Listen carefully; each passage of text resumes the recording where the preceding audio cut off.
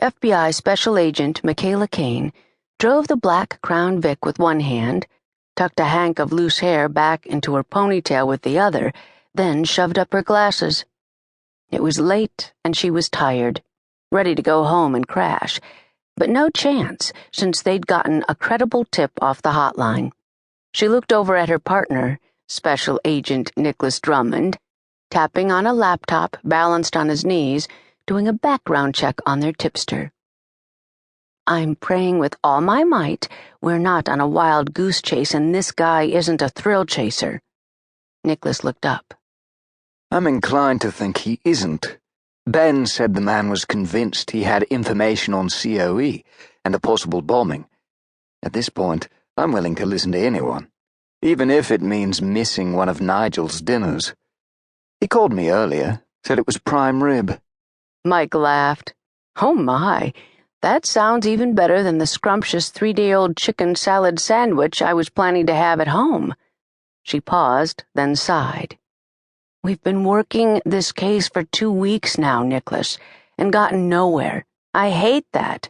Several oil refineries out west, and no leads.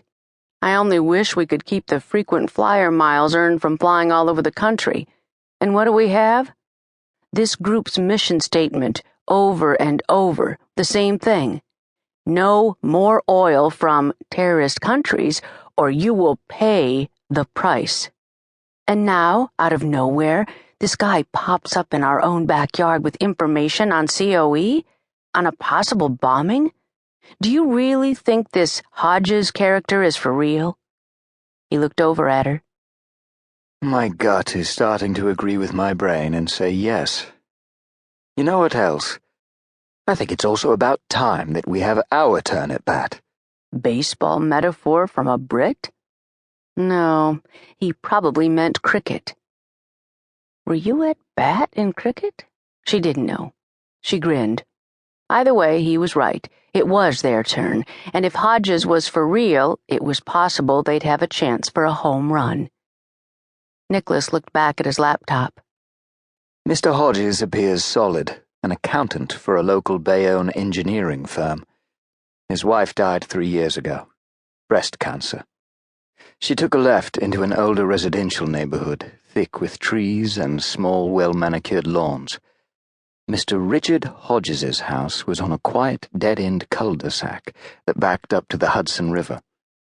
To Nicholas, the block looked like any other older development in a small Eastern American town. 30-year-old single-story house, comfortably settled in with their neighbors. Amazing how quiet it was, considering its proximity to Manhattan. He supposed the lapping water dampened the sound. They saw the curtains twitch. Nicholas closed his laptop. "I see we're expected." Mike turned off the engine. "Okay, I'm thinking positively. I'm up at bat, and Mr. Hodges is going to give me a perfect pitch." The door opened before they had a chance to ring the bell. A man, dressed in jeans and a white polo shirt, waved them in and closed the door quietly behind them, as if he didn't want to wake someone. A habit from when his wife was ill? The interior of Mr. Hodges's house was neat, looked clean, but it smelled musty, somehow sterile, and Mike doubted there'd been another woman living here since his wife's death. She didn't see any photos or knickknacks on any surface, only piles of newspapers and news magazines. The house, she realized, was now only a place where a lonely man lived off his memories. "Mr. Hodges? I'm Agent Caine, and this is Agent Drummond. We were told you have some information about the terrorist group known as Celebrants of Earth, or COE, and a possible